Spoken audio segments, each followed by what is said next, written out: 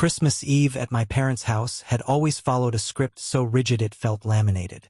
Every year, the same table was pulled out from the wall, its legs wobbling slightly until my father shoved a folded napkin under one corner. The same chairs were arranged in the same order, as if the room itself remembered who belonged where. Even the light seemed rehearsed, yellow and soft, forgiving just enough to disguise what no one wanted to name. Tradition didn't live there as warmth. It lived there as control. Conversation moved in predictable loops. Someone asked about work. Someone complained about traffic. Someone laughed too loudly at a joke that wasn't funny, as if volume could substitute for comfort. It all ran smoothly because it had to. Any deviation would be noticed, corrected. My daughter sat beside me, her legs swinging under the table, heels knocking gently against the wood in that absent-minded rhythm children have when they're both excited and nervous. She had been working on her gift all week. I'd watched her at the kitchen counter, tongue caught between her teeth as she folded construction paper again and again, creasing it carefully, then unfolding it when it didn't feel right.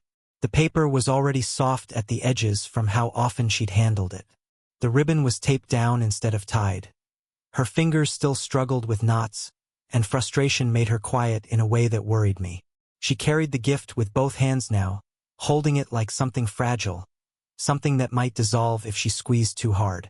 Her face was serious, focused. Kids get that way when they care deeply about doing something right, when they still believe effort will always be met with kindness. She waited. That alone struck me. She didn't interrupt. She didn't demand attention. She watched the table, reading the adults the way children do, sensing when it might be safe. When the conversation paused, just briefly, between a comment about the weather and a remark about dessert, she stepped forward. She held the gift out. My mother took it. Not unkindly, not roughly, just efficiently.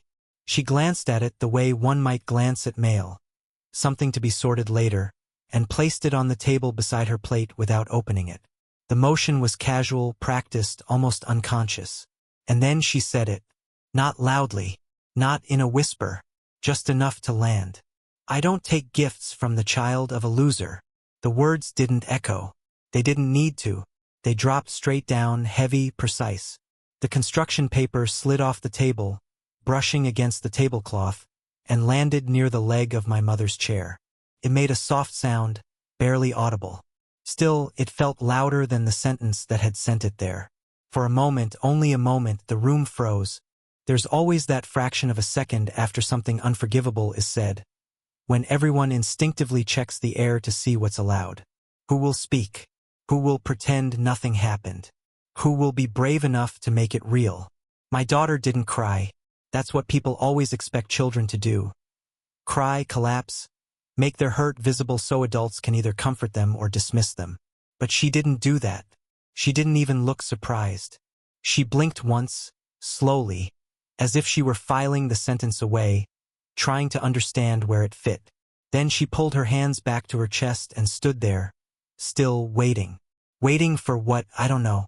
An explanation, correction, permission to leave. Something surged up my spine.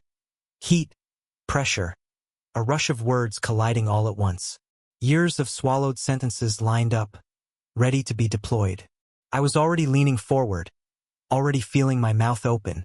I could hear myself saying my mother's name sharply. I could see myself standing, drawing a line so clean and final it would split the room in half. And then my son stood up. He didn't shove his chair back. He didn't knock anything over. There was no drama in the movement. He simply rose, straightened his sweater as if adjusting himself to the moment, and walked around the table. The sound of his footsteps was soft on the rug. Deliberate. He bent down, picked up the gift from the floor, and brushed a bit of lint off the corner with his thumb. The care in the gesture caught my breath.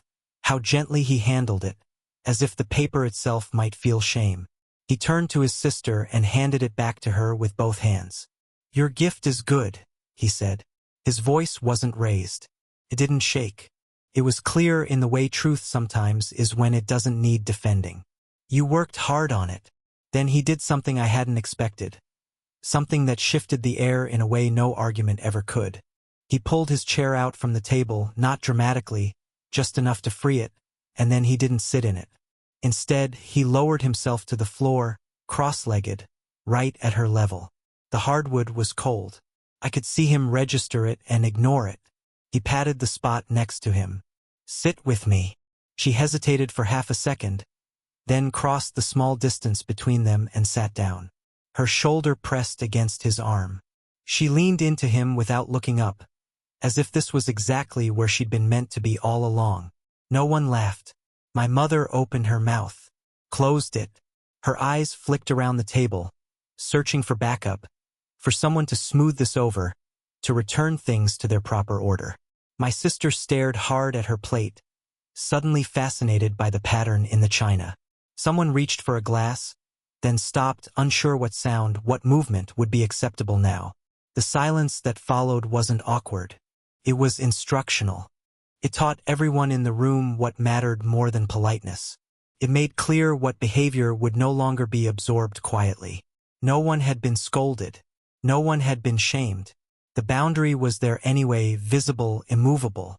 I realized then that I wasn't needed in the way I'd expected. I had thought this would be my moment to step in, to be the shield, the voice. But the line had already been drawn, and it hadn't required volume or authority. It had required clarity. I sat back down, not to resume dinner, not to pretend nothing had happened, but to stay still, to not reclaim the moment by turning it into an adult argument, to not drown out what had already been said with my own anger, however justified. A few minutes passed. Someone tried to change the subject, made a comment about the food getting cold. The words floated and fell without landing. The rhythm of the night never recovered. Couldn't. Something essential had been disrupted. Later, as coats were pulled from closets and scarves were wrapped and unwrapped again, my mother said something about people being too sensitive these days. The words were familiar, a reflex. No one responded, not even to argue. Even she seemed to sense that the room had moved on without her. In the car, the heater hummed softly as we pulled away. Streetlights slid past the windows, stretching and shrinking like thoughts you don't quite finish. My daughter finally spoke. Did I do something wrong? The question was small, careful, the kind children ask when they're testing whether the world is still safe. My son answered before I could. No, he said. You were nice. That's not wrong. She considered this, nodded once, and leaned her head against the window. Her breath fogged the glass briefly before fading. At home, after they were asleep, the house felt too quiet. I stood in the kitchen, hands on the counter, replaying the night in fragments. The sentence, the gift on the floor, my son's steady voice. The urge to go back, to say the things I hadn't said, tugged at me. Entire speeches lined up, eloquent and devastating, each one ending with a door slammed for good. I let them pass. Some moments don't need adults to dominate them. They need adults to recognize when leadership has already happened. The weeks that followed were quieter. Invitations slowed. Messages grew shorter, more formal, then infrequent. Nothing was resolved neatly. There were no apologies shaped like understanding. No late-night calls full of regret. Just distance. But something had changed. My daughter started drawing again without asking who it was for. She taped pictures to the fridge simply because she liked them. My son didn't mention the night, not once, but I noticed the way he watched rooms now. The way his attention sharpened when someone was dismissed or spoken over. Alert to imbalance. Ready. On Christmas Eve the next year, we stayed home. We cooked together. We burned one dish and laughed. We opened gifts that were uneven and heartfelt and fully received. At one point, my daughter handed my son a card she'd made just for him. He opened it slowly, like it mattered, and taped it to the fridge where everyone could see. That was the lesson she kept. Not the insult, not the silence that followed it, but the moment someone stood up, not to fight, not to punish, but to say, without spectacle, this is where dignity belongs. And the room listened.